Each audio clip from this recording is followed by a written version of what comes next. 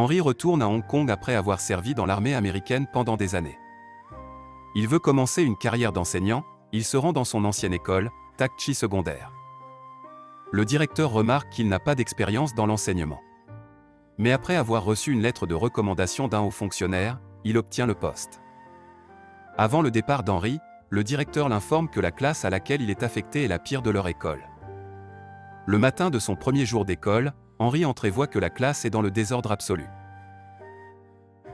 Certains élèves dorment, d'autres chantent et certains jouent à des jeux vidéo, tandis qu'un bon nombre d'entre eux cuisinent des ramen sur une chaudière portable.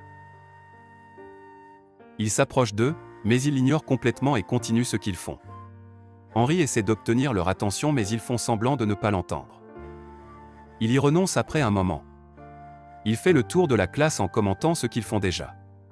Il demande aux élèves qui cuisinent de manger moins de ramen car ils contiennent trop de sodium. Henry s'approche alors d'un gars nommé Zoufa qui joue du ukulélé et l'aide. Ensuite il met en garde un élève contre les radiations qu'il pourrait recevoir en regardant l'écran toute la journée. Mince alors! Si c'est vrai, il est trop tard pour nous tous. Lorsque les élèves commencent enfin à l'écouter, il se présente et écrit son nom et numéro de téléphone au tableau. Les élèves rient parce que son écriture est laide. Puis, un des élèves l'appelle et lui demande de quitter la classe mais Henry rigole. Les enfants l'ignorent une fois de plus et continuent les activités qu'il faisait avant son arrivée. Henry en a marre, il utilise un élastique et une craie pour déclencher l'extincteur automatique. Les élèves se dispersent rapidement dans la classe pour ne pas se mouiller. Il attire enfin toute leur attention et les accueille officiellement dans sa classe. Après les cours, un groupe de 5 élèves se réunit dans la salle des matériels de sport pour y fumer. Le chef du groupe, Jacques, a un crush pour une élève d'une autre classe. Les autres le surprennent en train de mater sa photo et se moquent de lui. Le groupe a une rivalité avec des enfants riches et gâtés de l'équipe de basket de l'école. Ils entrent dans la salle et se moquent de Jacques comme d'habitude parce qu'il est pauvre.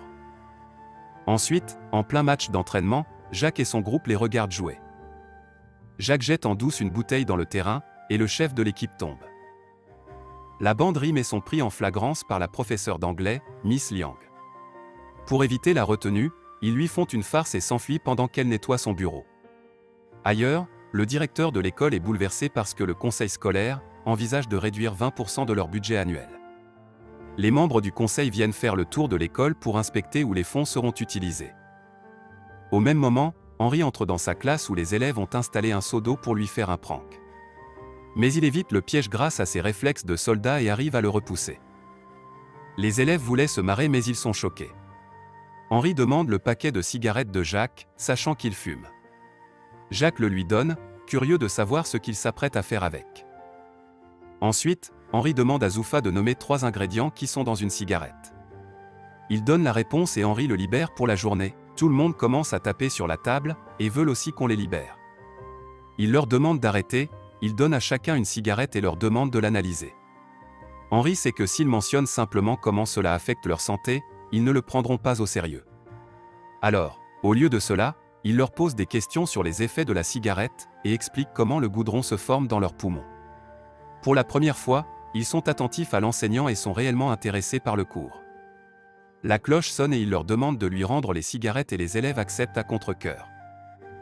Ce jour-là à la cafette, le capitaine de l'équipe de basket met un croche-pied à l'un des amis de Jacques, Bruce tombe. Cela donne lieu à une dispute entre les groupes qui se transforme en bagarre. Ils se jettent de la nourriture et des tables les uns sur les autres, détruisant l'endroit. Plus tard, Henry est informé que 5 de ses élèves ont été temporairement exclus pour avoir commencé une bagarre. Henry trouve Jacques en train de se battre dans le couloir, il les sépare et demande à Jacques de se calmer. Jacques accuse l'école d'être injuste parce que les enfants riches ne sont jamais punis. Ce jour-là, après l'école, Henry va consulter les dossiers des 5 étudiants pour en savoir plus sur eux. Le premier s'appelle Zoufa, le fils d'un immigrant pakistanais qui est toujours discriminé en raison de sa race. Il est souvent accusé de vol par les policiers de son quartier. Le seul rêve de Zoufa dans la vie est de devenir musicien. Le deuxième élève est une fille nommée Dinan. Elle est une déception pour son père depuis sa naissance parce qu'il a toujours voulu un fils. Elle a essayé de gagner le respect de son père durant toute sa vie.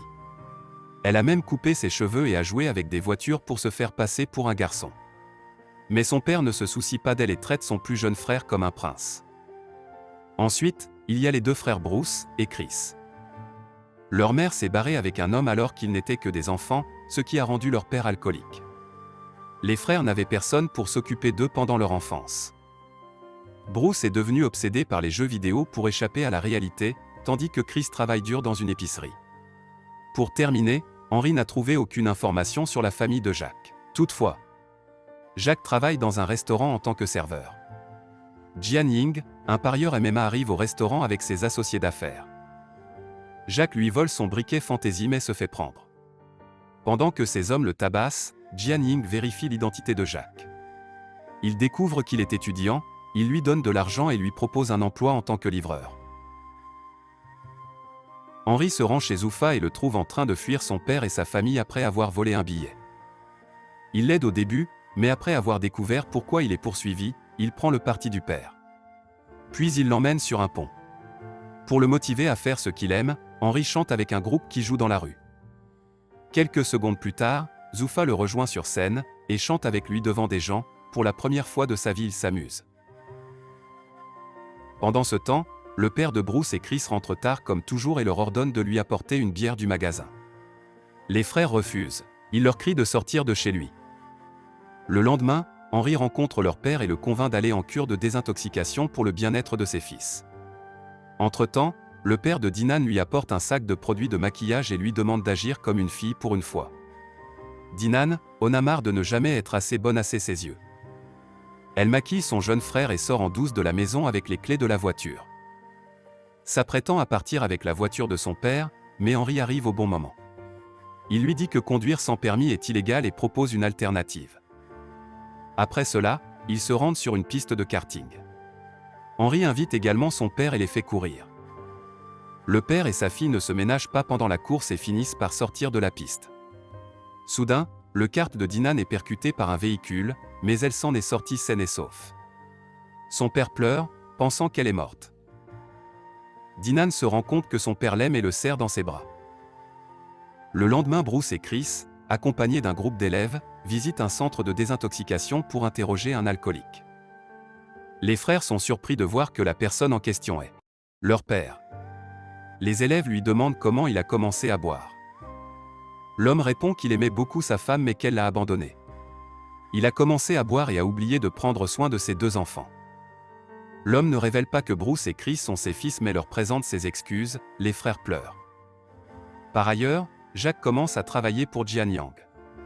Il offre à Jack beaucoup d'argent pour droguer un combattant lors du prochain match.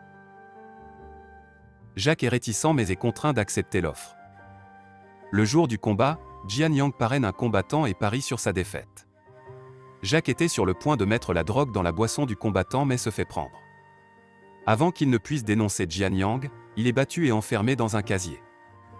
Plus tard, Henry débarque et demande aux combattants s'ils ont vu un jeune élève. Les hommes lui demandent de rentrer chez lui mais Jack crie à l'aide de l'intérieur du casier. Henry se rend compte qu'ils le retiennent et les attaquent, il les domine facilement, sauf le combattant de MMA qui se montre féroce, mais Henry arrive à rivaliser. À la fin, il assomme leur meilleur combattant qui était censé combattre dans quelques minutes. La scène suivante, ils sont à l'hôpital où Henry se fait soigner pour ses blessures. Jack essaie de révéler la vérité sur Jian Yang, mais ce dernier le fait taire. Les nouvelles passent aux infos et Henry est connu comme l'enseignant qui a battu un combattant professionnel pour sauver son élève. Sa popularité à l'école grandit et les élèves commencent à le respecter. Ils se lèvent même pour l'accueillir en classe. Un flashback nous montre qu'Henry était un harceleur quand il était à l'école. Il avait même lancé des ballons d'eau sur un élève qui jouait du piano pour les parents lors d'un événement. Plus tard, il s'est battu contre le même élève et lui a cassé la main. Henry a été exclu de l'école après quoi il a dû voyager pour les États-Unis. À partir de ce jour-là, les élèves sont attentifs quand Henry enseigne en classe et bosse dur pour le test d'entrée à l'université. Tout le monde va très bien, sauf Bruce qui est devenu accro à la drogue. Il s'avère que pendant que Chris jouait aux jeux vidéo pour oublier les problèmes familiales, Bruce a commencé à se droguer et éprouve des difficultés pendant l'examen blanc. Henry promet de l'aider, mais Bruce devient de plus en plus déprimé avec le temps et saute du balcon de leur maison. Il est transporté d'urgence à l'hôpital et tombe dans le coma.